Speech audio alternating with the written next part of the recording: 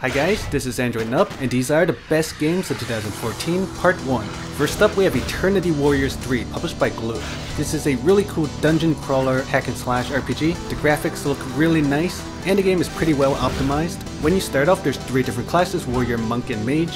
So you do quests in this game by going through many different levels, which are relatively short, but there are a lot of levels and they all look fairly different. You control your character with a joystick and you attack with a button, and there's some flashy skills to use. Overall, this is a really cool RPG with fun action-packed combat.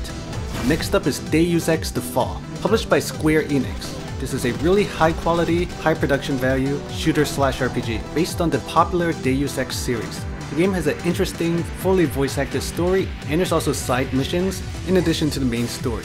You control your character in first person, but when you go behind cover, you go into third person. The game has behind cover combat, which kinda takes a while to get used to.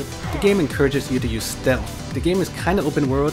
When you're in the city, you can move around freely, talk to NPCs and get quests. This is a really high quality game, really worth checking out. Next up we have Galactic Fantasy Prelude, published by Moonfish Software. This is a really cool space RPG. It has a fully voice acted story. There's a galactic map where you can travel around to different planets, going through the main story and side missions. The combat's really cool and easy to control. You control your ship with a joystick and you have a button to attack.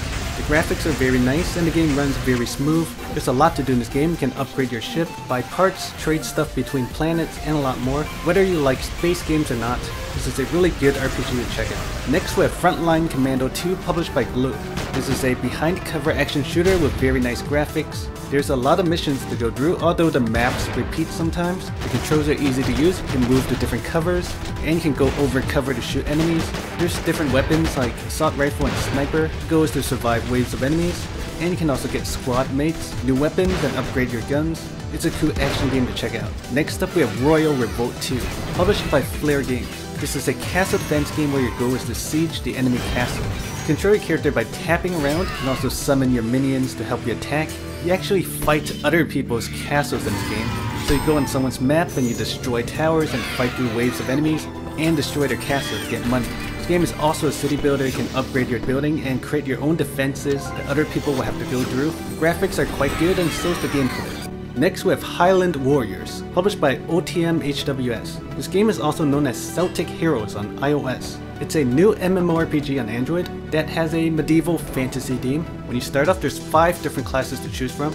The combat is click and point, similar to Order and Chaos Online. The graphics actually look really good. This game is open world and has a lot of content. You can run around and get quests and kill monsters. There's a lot to do in this game, and RPG and MMORPG fans will really like this game. Next is Brandnew Boy, published by Oozoo. This is a rhythm-based beat-em-up RPG made with the Unreal 3 engine, so the graphics look really nice. The controls are really simple in this game. You just tap enemies to attack them, but you have a bar under your character, and you have to time your attacks correctly in order to do the most amount of damage. So you wait for the line to hit the highlighted area to attack. This game is really action-oriented, so there's a lot of attacking going on. You can also swipe to dodge. There are skills to use and you can play as male or female. Fighting and animation looks really cool. Overall, this is a really cool and unique game. Next up we have Ridge Racer Slipstream, published by NAMCO BANDAI Games. This is a really cool arcade racing game. You can race against other cars and the controls are easy to use. There's touch controls and tilt controls. This game has a lot of drifting, which looks really cool. There's a lot of different stages and maps and new cars to buy. The graphics look really nice, and overall this is a really fun arcade racing game. Next up we have Rivals at War Firefight, published by Hothead Games. Unlike the other Rivals at War games, you can actually control your character in this game. So you can control your squad leader with a joystick, and your character automatically shoots enemies when you lock onto them. You can play against other people's computer-controlled teams online. The goal is to control the target area and the first team to 100% wins. The graphics are decent and there's a good amount of maps. Then you can upgrade your soldiers and get new soldiers of various classes. It's a very cool and addicting game, so check it out. Next up we have Lawless, published by Mobage. This is a more casual behind cover shooter. You play criminals and you go through a ton of different levels, shooting at police and other gangsters. The controls are really simple, you just tap enemies to shoot them. The graphics look good, although the background is kinda 2D. There's a lot of action and there really are a ton of different levels to go through. A lot of new guns to get. Overall it's a fun casual action shooter. Next up is Pylon, published by Mango Publishing. This is a lesser known RPG, but it's definitely a good one. The game runs really smooth, there's a story, and a town where you can get quests, as well as the main storyline to follow. This game is kinda like a dungeon crawler since there's levels to go through. You control your character with joystick, there's 3 different classes. You attack enemies by pressing a button and there's skills to use. The game plays really fluidly, there's a lot of equipment and stuff to collect.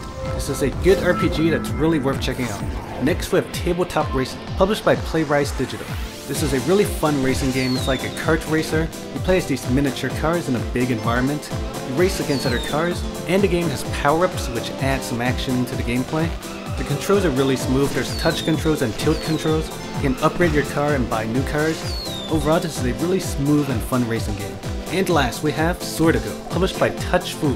This is a side-scrolling adventure RPG platformer, all in one. The graphics are not the best, but it's really not that bad, and it's kinda charming. The game has a story and quests to get. You travel through the maps fighting enemies. The game definitely reminds me of Zelda, which is really cool. There's a lot of maps to go through, a lot of creatures. The game looks kinda simple, but it's actually a really engaging game with a lot of content. Anyway, that's all for now. Make sure you subscribe for more videos, and thanks for watching.